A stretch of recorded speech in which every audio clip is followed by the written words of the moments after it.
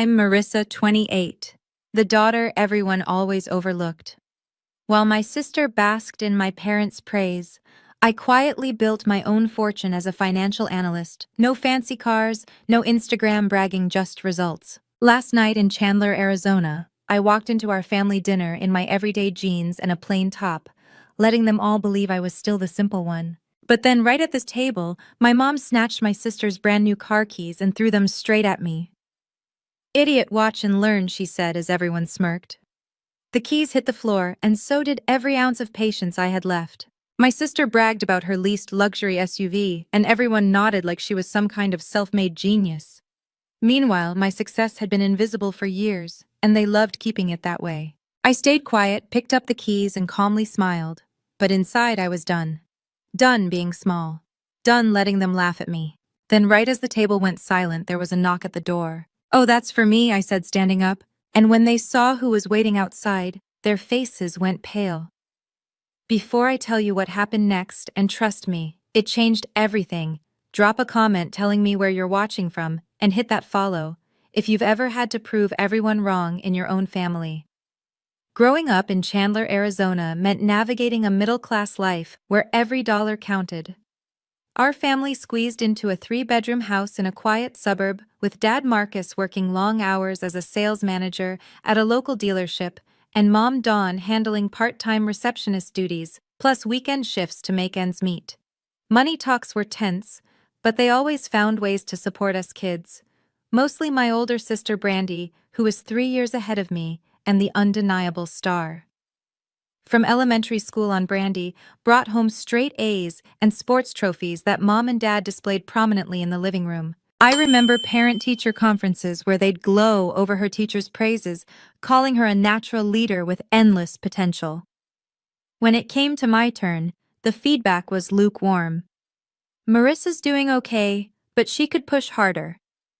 Even when I earned an A on a tough math project, Mom would nod briefly before steering the conversation back to Brandy's latest volleyball win. Sharing a room with Brandy's outgrown gear only amplified the comparisons. Her old jerseys and medals cluttered my space, reminders that I was always second. I'd try to shine by helping around the house or acing tests, but it never sparked the same excitement. Once, after Brandy scored the winning goal in a game, Dad threw her a backyard celebration with neighbors. My piano recital the next week got a quick "good job" over dinner, overshadowed by retelling her triumph. High school brought more of the same. Brandy landed a full-ride scholarship to Arizona State University, announced at family dinner like a royal decree. "Our daughter's going places, tuition covered," Mom exclaimed, hugging her tightly. I smiled, happy for her, but the familiar ache hit when my partial scholarships to community college drew only a practical response. "That'll offset some loans, I suppose." They drove hours to her campus events, cheering from the stands, while my part-time gigs as a cashier went unnoticed. During those years, I discovered my knack for handling money. While classmates spent allowances on mall trips, I budgeted every cent from my weekend job at a coffee shop.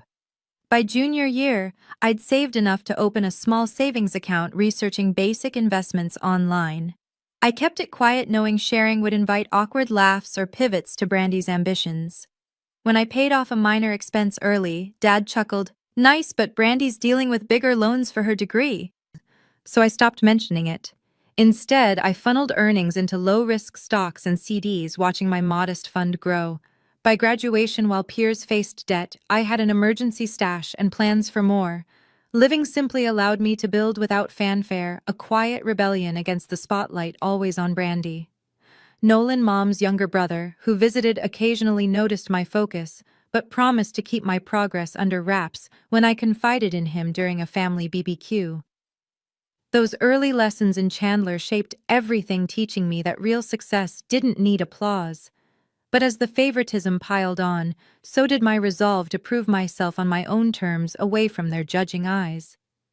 In college, I majored in financial analysis at a local university near Chandler, balancing classes with 2 jobs to minimize loans. I stocked shelves at a grocery store weekdays and served at a diner weekends, determined to graduate debt-free. My efforts paid off when I made the dean's list for 3 straight semesters, but sharing the news at home led nowhere. Mom would say, "That's great, honey," then immediately ask if I'd heard about Brandy's prestigious internship at a marketing firm. Brandy, meanwhile, thrived in her business program at Arizona State, joining clubs and landing leadership roles that our parents raved about to relatives. They'd drive out to her events, posting photos on social media of her achievements. I rarely saw them buried in work and studies, but when I did, conversations circled back to her latest networking success or campus award. What kept me going was my growing expertise in personal finance. I tracked every expense in a spreadsheet, allocating 70% of my income to savings and early investments. While friends splurged on road trips or gadgets, I researched stock market trends during breaks. My first real move came senior year. I used accumulated funds for a down payment on a small condo in an up-and-coming neighborhood just outside Chandler, where development was booming due to tech growth. The property was a fixer-upper, with potential 2 bedrooms, updated kitchen, and proximity to new highways. I rented it out immediately, covering the mortgage plus extra for reinvestment. At 24, fresh out of school, I secured my entry-level analyst position at a mid-sized firm in Phoenix, commuting from my basic apartment. Each paycheck fueled more opportunities. Another rental unit 6 months later, then a duplex by 25. Brandy bounced between sales jobs after graduation, always chasing higher commissions but struggling with consistency. She'd post glamorous shots of upscale dinners or her leased sports car on Instagram, captioning them with hashtags about hustling. I suspected Mom and Dad occasionally covered her shortfalls, like when her rent spiked in a trendy complex downtown. They'd speak of her with pride at family calls, even as her career path zigzagged. By 27, my portfolio had expanded to 7 properties total: 4 condos, 2 duplexes, and a 5-bedroom house in a rising suburb near Chandler. That house was a steal from a motivated seller relocating for work. Spacious layout with a pool, it appreciated quickly in Arizona's hot market. Yet I stayed in my 1-bedroom rental close to the office, keeping costs low to maximize growth. Convenience mattered, and the strategy worked. My net worth approached $1 million through careful compounding. Only Uncle Nolan knew the full picture, having assisted with closing documents on my latest acquisition. He'd visit from his teaching job in Tucson, impressed by my discipline during our quiet chats over coffee. "You're playing the long game," he'd say, vowing discretion. Sharing with the rest of the family only bred discomfort. Past attempts, like mentioning a cleared loan, drew chuckles about Brandy's bigger ambitions. So privacy became my shield, letting me build undisturbed amid the ongoing praise for her flashy life. Those college and early career years solidified my approach: quiet accumulation over visible splurges. While Brandy's posts garnered likes, my investments generated real returns, setting the stage for independence far from the family's skewed lens. One Tuesday evening, my phone buzzed while I reviewed client reports at my desk. Brandy's name appeared on the screen, and I paused before answering, anticipating her usual self-centered chat. Our talks followed a pattern: she'd dominate with her updates, toss a superficial question my way, then circle back to herself. "Marissa, guess what your amazing big sister just accomplished?" she burst out without hello. I leaned back in my chair. "What's up, Brandy?" Her excitement poured through. "I just picked up the most incredible luxury SUV, leather seats, panoramic sunroof, the works. Overlooks the valley perfectly from my balcony. You wouldn't believe how it handles these Phoenix roads." "Congrats, that sounds impressive," I replied, meaning it but sensing the incoming jab. "It is impressive. Negotiated the lease down $200 a month. That's your finance influence rubbing off, right?" She laughed lightly. "Good negotiating," I said, calculating the savings in my head. "Adds up over time." "Exactly. So hey, I'm throwing a family dinner at Mom and Dad's this Saturday to show it off. Casual, just us, Uncle Nolan, cousin Felicia, and my boyfriend Owen. Come see what real upgrading looks like. Maybe it'll inspire you to ditch that tiny apartment downtown." The dig landed as expected. She'd never visited my place but always labeled it small and basic. "I'll check my schedule," I responded neutrally. "No checking, you're coming. Mom's making her famous tacos and everyone wants to catch up. Bring a gift for the new ride, something nice, not thrift store stuff." We hung up, and I stared at my investment dashboard net worth ticking steadily upward. Only Nolan understood the full scope. The family saw what I allowed. The next morning, I shopped for Brandy's gift, opting for a premium kitchen gadget set since she'd mentioned ditching takeout for home cooking during our last call. Practical and thoughtful, it showed I'd listened without overdoing it. Wrapping it at home, my phone rang again, Nolan this time. "How's my favorite niece?" he asked after greetings. "Heading to that dinner Saturday," I confirmed, mentioning the SUV reveal. "Good, haven't seen you in a bit. Update me on that recent property, the one with the pool view." I smiled. He'd helped with the escrow forms. "Tenants are solid 2-year lease locked in. They've even added solar panels with my approval. Values in that area jumped 12% since closing."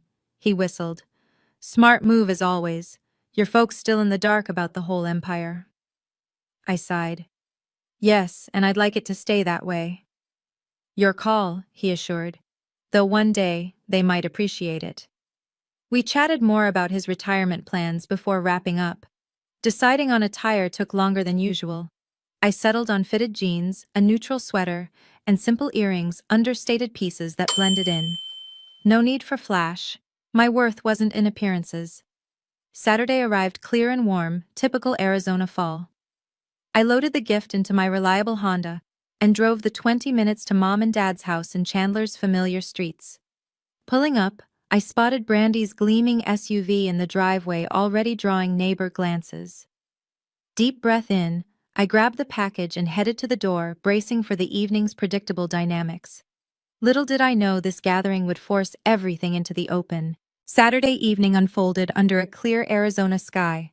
I knocked on Mom and Dad's door, gift in hand, and Brandy swung it open with a wide grin, wine glass already in her free hand. Behind her, the living room buzzed with about a dozen guests, mingling amid the scent of sizzling tacos from the kitchen. The house, a typical Chandler suburb setup with open floor plan and desert landscaping visible through large windows, felt familiar yet charged. "Come in, sis," Brandy said, pulling me into a one-armed hug. "Everyone's dying to see the new wheels." I handed over the wrapped package. "For your cooking phase, hope it helps." She set it on a side table piled with other presents and launched into the tour without pause. "First, check out the SUV outside. Fully loaded adaptive cruise control, heated steering wheel, the view from the driver's seat is killer." We stepped out to the driveway where the vehicle gleamed under streetlights. Mom and Dad followed, exclaiming over details. "This is what ambition gets you, Brandy," Dad said, clapping her shoulder. "Smart choice for these long commutes." Mom nodded enthusiastically.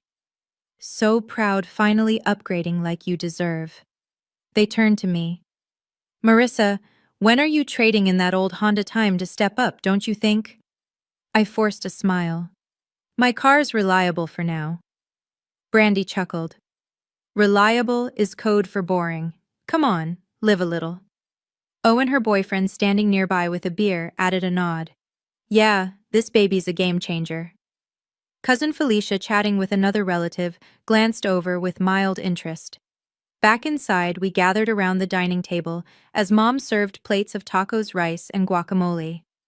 Conversation flowed lightly, at first updates on neighbors, weather complaints about the lingering heat. Then Brandy steered it to her recent promotion at the sales firm. "Closed a huge deal last quarter, 6 figures for the company. Boss says I'm on track for director level soon." Owen beamed beside her. "She's unstoppable." Guests murmured approvals and Dad raised his glass. To Brandy, always aiming high. As plates emptied, the tone shifted. Brandy leaned forward. "Seriously, Marissa, you're still in that entry-level gig. No wonder you're stuck with basics." Mom chimed in, grabbing Brandy's car keys from the table and tossing them lightly toward me. "Idiot, watch and learn. This is how you do success." The keys skimmed my cheek before landing, drawing smirks from around the table. Owen stifled a laugh. Felicia raised an eyebrow with a half grin, and even Dad looked amused. Heat rose in my face, the public jabs stinging like old wounds reopened. Years of being sidelined flashed through my mind, but I maintained composure, straightening in my seat without retort. They continued, Brandy describing her SUV's features again, guests oohing over the tech. I sipped water, enduring the subtle digs about my simple choices. The humiliation built familiar yet sharper in front of an audience. Just as Mom added, some people just play it too safe. A firm knock echoed from the front door. Heads turned in surprise. "Who's that?" Brandy asked, puzzled. I set down my glass calmly. "That's for me." I opened the door to find a representative from the luxury dealership standing there, keys to a sleek Tesla in hand. "Ms. Marissa, your new Model S is ready for delivery," he announced, gesturing to the electric vehicle parked curbside, its metallic finish catching the evening light. The family froze mid-conversation, eyes widening, as he handed over paperwork confirming the purchase along with a portfolio summary highlighting my net worth at just over $1 million from property holdings and investments. Brandy's mouth dropped open, her wine glass nearly slipping. "What is this?" she stammered, face paling. Mom blinked rapidly, clutching the table edge. "Marissa owns a Tesla and $1 million?" Dad leaned forward, confused. "How? Why hide something like this from us?" Owen set down his beer, eyebrows raised in genuine surprise. "Wait, you're loaded." Felicia and other guests exchanged whispers, the room thick with shock. The representative nodded politely. "All verified. Congrats on the acquisition. Sign here to complete." I signed calmly as murmurs grew, then thanked him before he left. Closing the door, I turned back to the table, the documents still in my grasp. Brandy snatched them up first. "This can't be real. 7 properties, a 5-bedroom with a pool. You've been playing poor while we're here celebrating my SUV." Mom's voice trembled. "Your own family." "Marissa, why the secrecy?" Dad added. "We thought you were just getting by." I sat down, meeting their gazes steadily. "I never said I was struggling. That was your assumption." Owen interjected curiously. "So ballpark, how'd you pull this off?" Brandy cut him off, voice rising. "By lying to us, that's how. Sitting here letting us think you're some underachiever." The argument erupted publicly, plates forgotten as tensions boiled over. "You've been judging me for years," I countered, voice firm, acting like my choices were failures because they weren't flashy. Brandy slammed the papers down. "Flashy? This is deceit, building an empire while I work my butt off for real progress." I shook my head. I lived modestly to invest wisely. 70% of every paycheck went to growth, not leases or dinners out. Uncle Nolan cleared his throat from across the table. "She's right, smart planning pays off." But Brandy ignored him. "You could have shared tips, helped us. Instead, you let Mom throw keys at you like some joke." I leaned in. "That throw says everything about the favoritism here. Remember high school, my partial scholarships dismissed while yours got parades? Dean's list ignored for your internships. It's always been the Brandy show." Mom gasped. "We never favored anyone." Dad shifted uncomfortably. "It wasn't intentional." Felicia averted her eyes, fiddling with her napkin, while Owen watched wide-eyed, the air heavy with unease. Guests murmured awkwardly, some pushing food around plates, others checking phones to escape the intensity. Brandy's face reddened. "So now you're the victim, with $1 million hidden away." I met her stare. "Not hidden private. There's a difference. I built this without needing your approval because I knew it'd just become another comparison." Nolan nodded subtly. "She's earned it fair and square." The back and forth escalated, voices overlapping as old grievances surfaced. Mom tried intervening. "Let's calm down. This is family." But the damage hung thick, the once casual dinner now a battlefield of exposed truths and raw emotions. We relocated to the living room as the remaining guests departed quietly. Mom collapsed onto the armchair, eyes glistening with unshed tears. "How could you exclude us from your life like this, Marissa? We're supposed to share joys and struggles." Dad stood by the fireplace, rubbing his neck. "We didn't realize it affected you so deeply. It wasn't deliberate on our part." Brandy paced the rug, hands gesturing wildly.